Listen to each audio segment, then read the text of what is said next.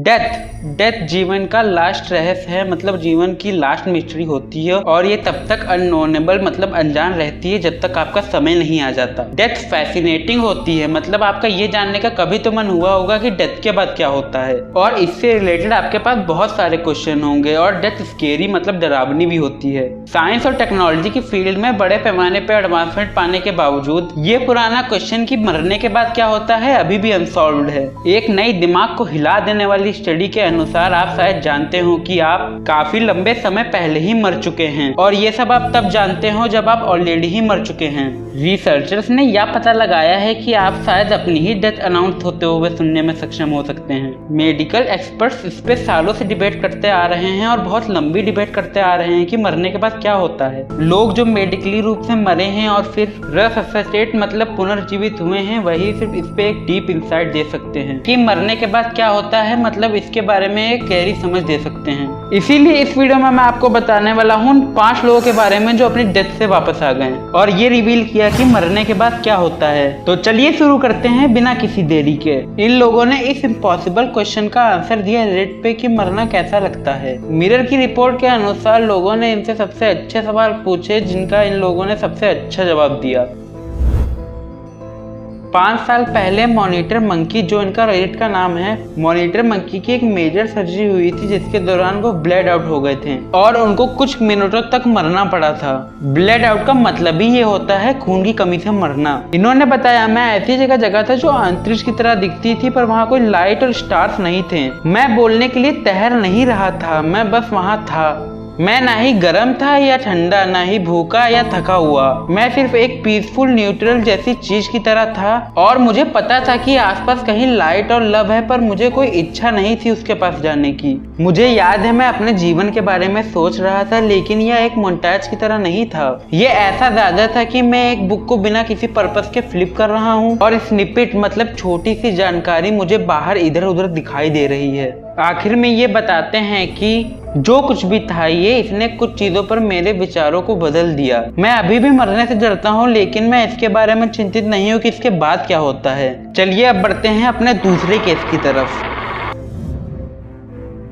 Snyder 7 ऐसे ही 0 miles per second की speed से इधर उधर मंडरा रहे थे, तभी वह अपनी मोटर बाइक से बहुत बुरी तरह गिर के बहुत बुरी तरह घायल हो गए और हॉस्पिटल ले जाते समय वह मेडिकली डेड हो गए थे। जब वह एम्बुलेंस आने से पहले सड़क पर लेटे हुए थे तब उन्होंने किसी को याद किया जिसे वो जानते थे, जो उन्हें इनकरेज कर रहा था। इन्होंने बताया कि मुझे सिर्फ यह याद है कि मैं पेवमेंट पर हूँ और चीजें धीरे धीरे काली और शांत होती जा रही हैं, और वो जो एक मात्र रीजन था जिसकी वजह से मैं सोया नहीं, वो वह एक बिजार मोमेंट था जहाँ मैंने किसी को चिल्लाते हुए सुना, ranger up you candy F come on main get up get up get up. फिर कोई मेरे हेलमेट को थप्पड़ मार रहा था। जब मैंने अपनी आंखें खोली तो मैंने देखा कि मेरा भाई पेवमेंट पे बैठा है मेरे बगल में। ये मेरे लिए अजीब था क्योंकि कई साल पहले मेरे भाई की ओवरडोज की वजह से डेथ हो गई थी। केवल एक और बात जो मुझे याद है वह है कि वह अपनी घड़ी पर नजरें गड़ाए हुए है और कुछ कह रहा है कि जैसे कि वे जल्दी ही यहाँ आएंगे और फिर चलेंगे।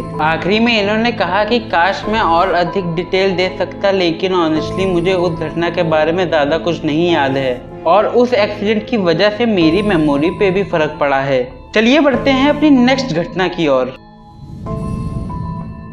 As a teenager the dead man walks chemotherapy से गुजर रहे थे महीनों से, जब उनकी नाक से खून बहना बंद नहीं हो रहा था, अनकंट्रोलेबली बह ही जा रहा था। सेप्सिस और क्लोस्ट्रिडियम डिफिशियल इन्फेक्शन के कारण द डेड मैन वॉक्स की स्थिति बहुत खराब हो गई थी और ये मौत के मुंह के अंदर जाके बाहर आए हैं, जिसे ये बहुत ब्यूटीफुली डिस्क्राइब करते हैं। ये कहते हैं कि या इन सब का सबसे बुरा हिस्सा यह है कि पीछे मुड़कर देखना कि वह सब कितना पीसफुल दिखता है। ये इस तरह है कि आप चाहते हैं अपने अलार्म पर स्नूज बटन को दबाना, और ये आपको भी पता है थोड़ी देर और सोने के लिए स्नूज बटन को हिट करना कितना जरूरी होता है जब आपका अलार्म आपके कान के पास खूब तेज से बजता है। और शायद आप इसे 1-2 बार दबा भी दें, लेकिन फिर आपको याद आता है कि आपके पास वर्क और स्कूल है और अभी नींद इंतजार कर सकती है क्योंकि आपको अभी भी और चीजें करनी हैं। इन्होंने मौत के मुंह से बाहर निकलने को ऐसे डिस्क्राइब किया। चलिए इसी के साथ बढ़ते हैं अपने नेक्स्ट केस की तरफ।